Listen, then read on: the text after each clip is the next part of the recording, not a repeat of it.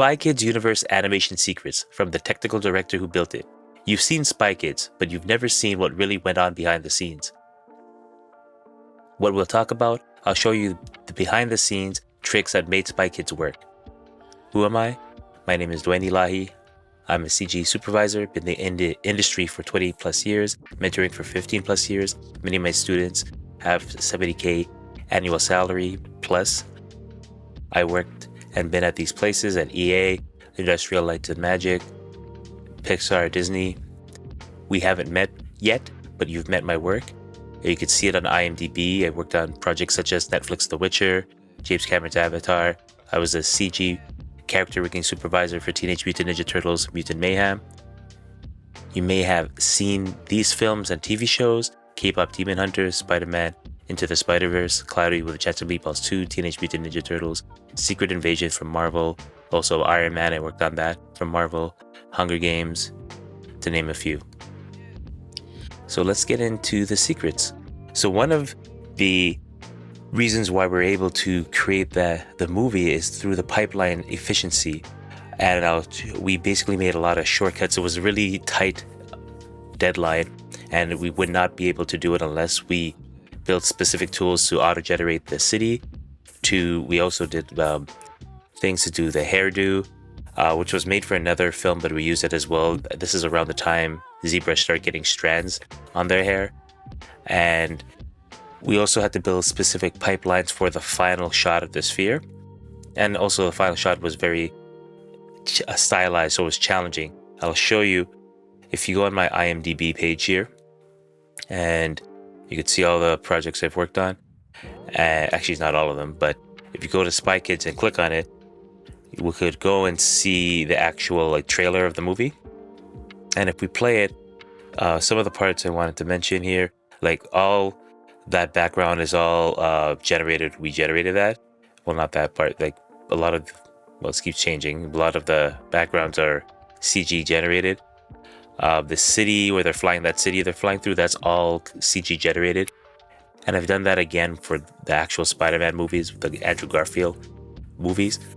But this we had to completely create. At the time, it was created in ICE, in Softimage, and which is similar to Houdini's visual programming. Softimage is debunked, or it's no longer, it's obsolete. They don't obtain it anymore, so we don't play it. That's another thing. The weapon that he was using is kind of like it was actually interesting. It's kind of like, I rigged all those flying saucers things. It's kind of like Dr. Octopus's arm, and it extends, but it's a dynamic rig where it could go as long as a city, and it dynamically adds controllers. I had to build a special rig to do that, and to be able to dynamically build in the scene for whatever the animator wants, but then also be able to cache it out so we could send it to rendering. So I had to build a special pipeline for that. It took me about a month to do everything for that. And I was just trying to see if they have in the trailer or anything for that shot. Okay, there's that background as well. This whole city that they're showing, they showed the city here. And this whole last scene, it's all CG generated. But you can see their gears of like a watch, they turn. When they're flat, it's fine. But it becomes a sphere. That's a little bit of it in the background. Trying to see if we have it there. A good shot. Yeah, this whole background is kind of hard to see here, but you have to see it in the actual movement. Try to see if we can find a good example. But it's basically you have a gear that are deformed into a sphere, and visually it looks fine in the movie, but it's physically impossible to have it bent and still rotate about itself. So I had to create a special plugin. I don't have it in the trailer, but probably have to see it in the movie here. I had to create a special plugin so basically it's kind of like doing what this gear is doing for where is it? It's kind of, for right there, how that's spinning around, but that's flat. Now it's the same thing that's spinning around, but it's curved about a sphere, which makes it physically impossible for it to turn while it's deformed in real life. But you can do it in 3D. But because it doesn't work in real life and there was no specific deformer to do that, I had to build my own for that. Plus it's an actual set, so it was huge, so I had to build an actual pipeline to cash it out, along with the other pipeline to build the actual city we have to do. And at the time we were using RenderMan, I believe. Not RenderMan, sorry, Mental Ray.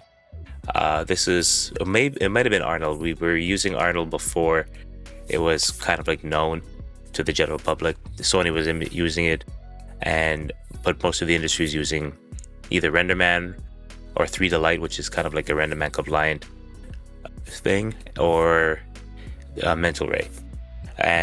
But yeah, for this was actually very interesting because you had to build a very specific, a lot of things were very custom built, but most people wouldn't know that.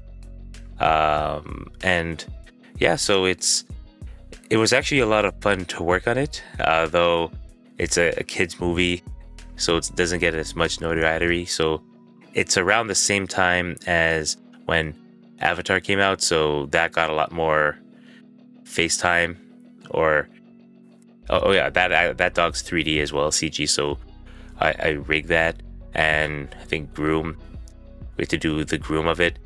That took, I think, about a month to do that as well. And the funny thing about that as well is that we were asked to do this trailer before any of the shots or any of the movies were shot. So we had to create this dog, and one of the opening scene, I guess it's not this version of it, one of the opening scene had the dog kind of like this, because it's a robot dog, the neck comes out. So we had to create all that for the movie without knowing the context of it for the trailer, because the movie wasn't given to us yet, right? So, and that happens a lot. You know, when you have a trailer, the movie doesn't exist yet, they're still writing it, but you still have to make something. When the poster's already made, the date's already set, and for marketing, you have to keep things going. Quick heads up for all you 3D artists watching this. If you've been grinding away at tutorials and YouTube videos, but still feel stuck, I've got something special for you. I'm hosting a 3D character rapid bootcamp workshop, where I'll walk you step by step through the exact skills studios actually hire for. It's not theory. This is the stuff that got me hired and working in the industry. If you want to finally build a portfolio that gets callbacks and interviews, hit the link below and grab your spot. Seats are limited, so if you're serious about going pro, this is your chance.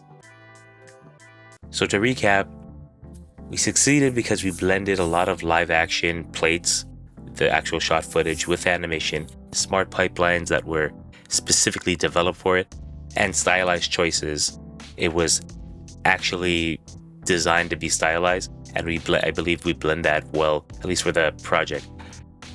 And the team itself, we did a lot of innovative things for that project. Next steps, if you want more insider breakdowns like this, you could check out our other videos of projects we've worked on currently or in the past, or insight of how it would be done.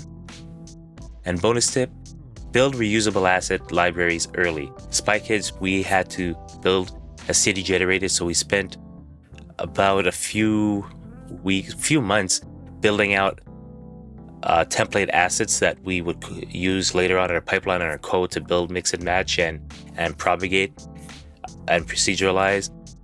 So it's kind of like making our own our own kit bash kit. That's exactly what we did actually, and then we programmatically were able to programmatically and dynamically and procedurally build out what we wanted just by painting, and we could do that for the city. We had to build out the gears where they were the same pieces, and we could dynamically build them, then to form them into a sphere. And some assets did take a lot more time. For example, the groom of the dog, it was very specific because it had to kind of, I believe it did go off a match of a real dog that was on the set or in the movie. And yeah, but doing it this way, that makes movies like this possible. And one of the biggest mistakes I would like you to avoid is don't over-engineer everything. Of course, when you see people's demos or they talk about it, they like to show all the bells and whistles and how complicated and how great it is, their rigs or their tools or their animation. But in real production, you a lot of times, most time don't have luxury to do anything extra. So you're trying to get, okay, with these tight deadlines and our available resources, times or skill or whatnot, how could we get this done? to pretty much bring to life the vision of the art. And you want quick, easy wins, simplicity wins in production, because you could get it. There's so many hands, there's so many departments that look at it, that anything that's wrong, it will get sent back. So you want to make sure you do things as simple as possible, reusable as possible. So what are your thoughts? Leave your thoughts and your comments in the comments below.